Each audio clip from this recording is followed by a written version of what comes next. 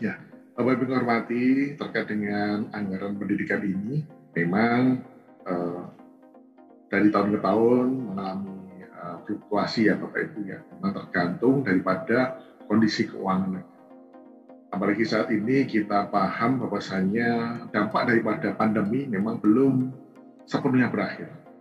Artinya dari mulai tahun 2020, 2021 hingga 2022 ini bayang-bayang atas pandemi COVID masih terasa. Ya Bismillah, semoga aja di tahun ini kita juga bisa melaksanakan recovery. Karena memang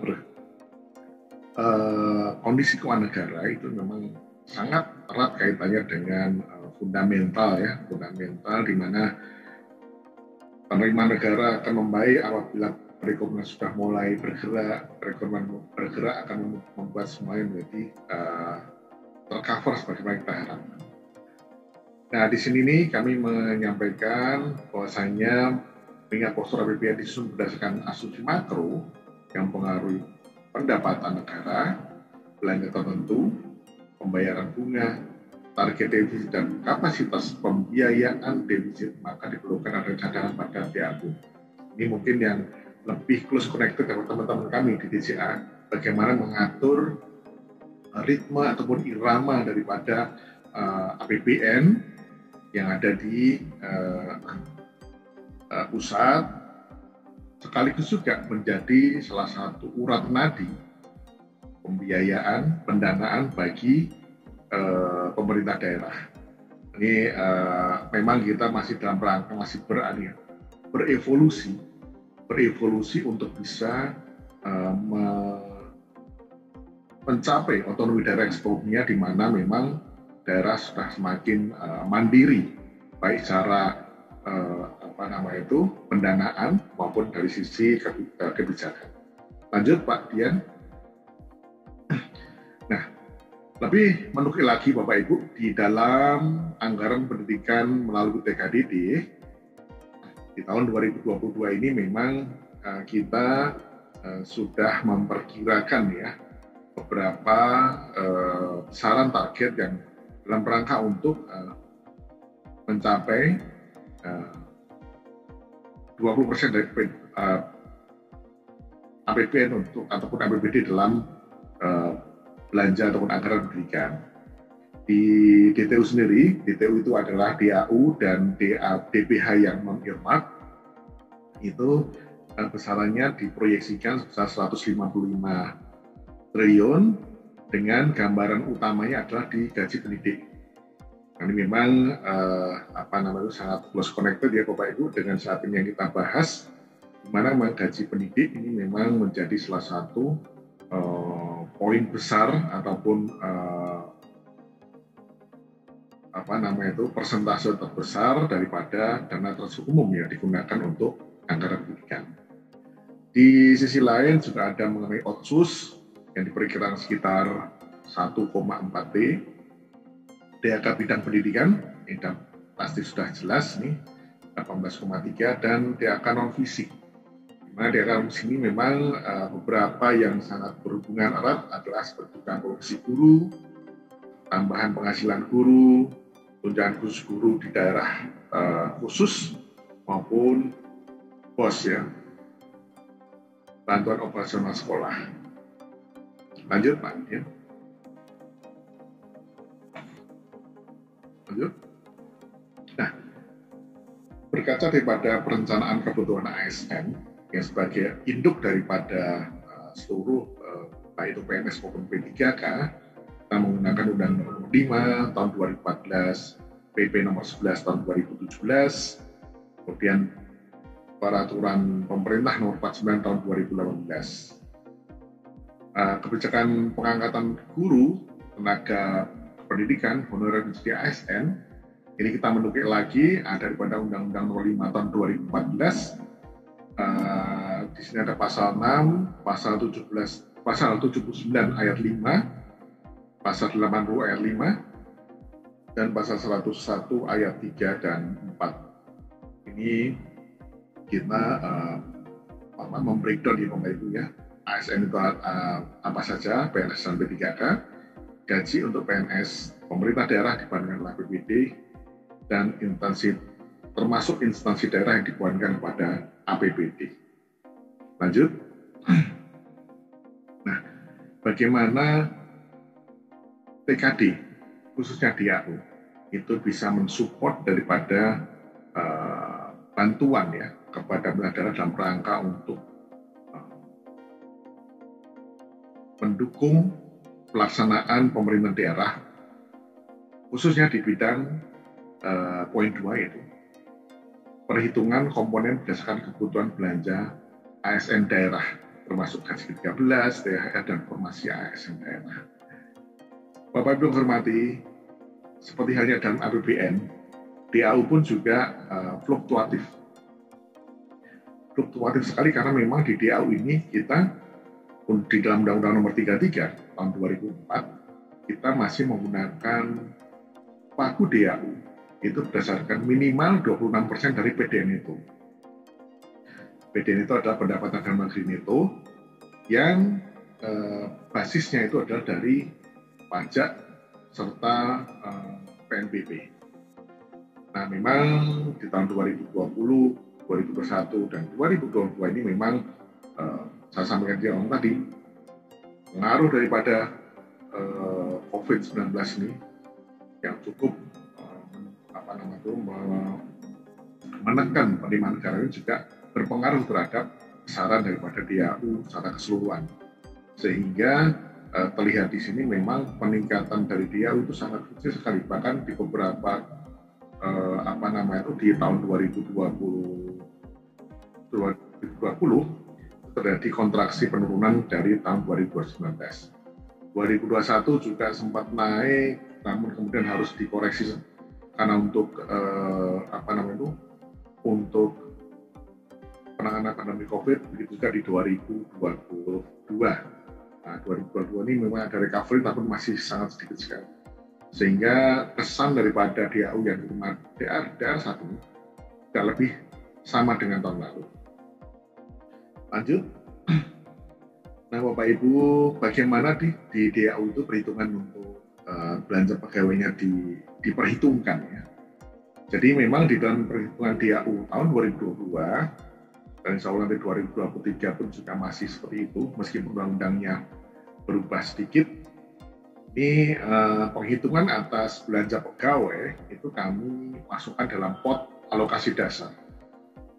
Di mana dalam alokasi dasar ini kita memperhitungkan ya Bapak Ibu, memperhitungkan belanja gaji belanja gaji ASN daerah, baik itu dari P3K maupun PNS daerah, ditambah dengan formasi P3K tahun 2022. Nah, sedikit tambah lagi juga tahun 2022 ini kita juga memperhitungkan kembali sisa ataupun yang kemarin formasi 2021 yang sudah diperhitungkan tapi belum digunakan. Maka ketika 2022 ini maka bisa digunakan untuk pembayaran gaji P3K khusus. Nah, ini Bapak Ibu, apa saja di dalam alokasi dasar. Nah, untuk PNS ataupun ASN daerah, kita menghitung gaji ASN ataupun gaji PNSD beserta tunjangan yang melekat. Kami tidak memperhitungkan tunjangan daerah karena memang variasinya cukup besar dan itu juga tergantung dari itu menjadi tanggung jawab dari masing-masing daerah. Kemudian kita juga memperhitungkan formasi P3K, baik itu formasi P3K 2021 yang diangkat di 2022 ataupun formasi P3K 2022 yang kita perkirakan akan diangkat di triwulan ke-3 ataupun ke-4.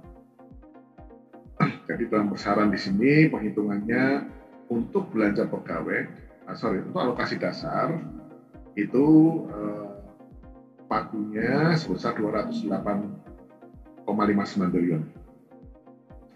Kemudian untuk DAU-nya sendiri totalnya 378, artinya untuk belanja pegawai pagunya besar meskipun memang tidak sebesar apa yang kondisi existing. Karena bagaimanapun juga kita harus tetap mempertahankan yang namanya sebaran ya Bapak Ibu. Sebaran keseimbangan, horizontal imbalance antar daerah, agar jangan sampai nanti ada daerah yang terlalu besar atau terlalu kecil, tapi semua bisa tercover sesuai dengan kebutuhannya. Lanjut Pak Dian.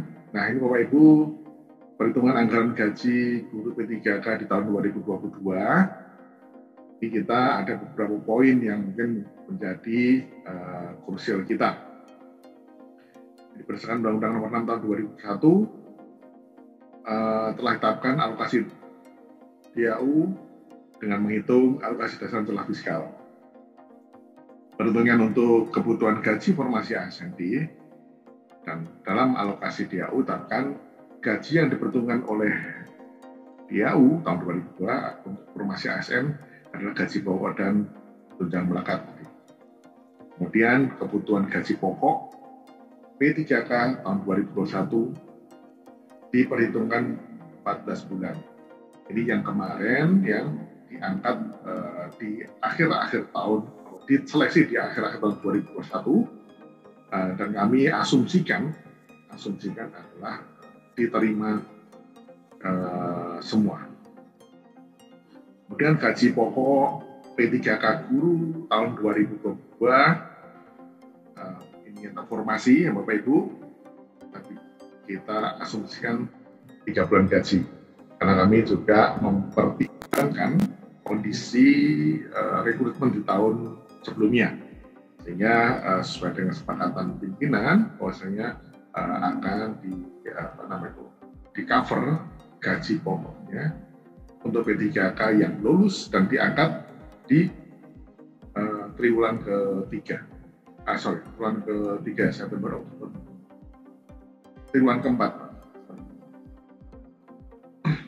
Kemudian untuk berikutnya alokasi dana yang diperhitungkan di tahun 2021 yang tadi belum digunakan, maka dia bersifat earmark dan itu akan diperhitungkan di perhitungan DAU 2022 sehingga menjadi salah satu pengurang dari alokasi dasar penghitungan di masing-masing daerah. Pemda harus menganggarkan penggajian gaji P3K 14 bulan dengan asumsi penggajian P3K dimulai dari Januari. Kemudian dari P3K ini, penggajian P3K ini bisa diklaimkan atau dimasukkan sebagai salah satu syarat mandatory spending 25% dari DTU. Jadi selama ini DTU itu kan hanya infrastruktur. Namun seiring dengan waktu tahun 2021, tahun 2022, 25% mandatory spending daripada dana transfer umum itu digunakan ada 3 hal. Infrastruktur, peningkatan SDM dalam hal ini untuk salah satunya untuk pembayaran gaji P3K, dan yang ketiga untuk peningkatan perekonomian, akselerasi perekonomian. Kemudian Pemda yang tidak merealisasikan anggaran yang di-earmark akan mengakibatkan silpa yang dibutuhkan untuk perhitungan DAU tahun berikutnya. Lanjut. Nah, untuk perhitungan DAU tahun 2022 ini sama ya Pak ya. Perhitungannya based on formula. Arah kebijakan juga masih sama dengan tahun-tahun sebelumnya. Lanjut.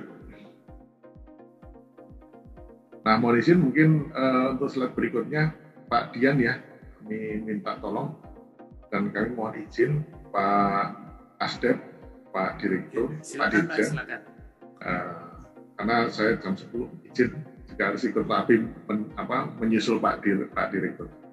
Mohon izin Pak Dian, silakan Pak Dian. Terima kasih Pak Adit. Silakan Pak Dian.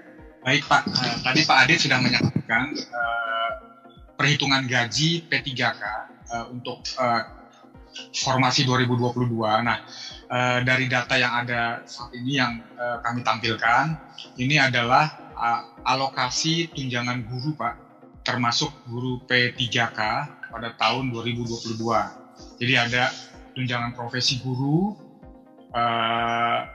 kemudian tambahan penghasilan guru, dan tunjangan khusus guru. Nah, ini yang sudah dialokasikan di 2022 dengan total pagu 55 triliun, Pak.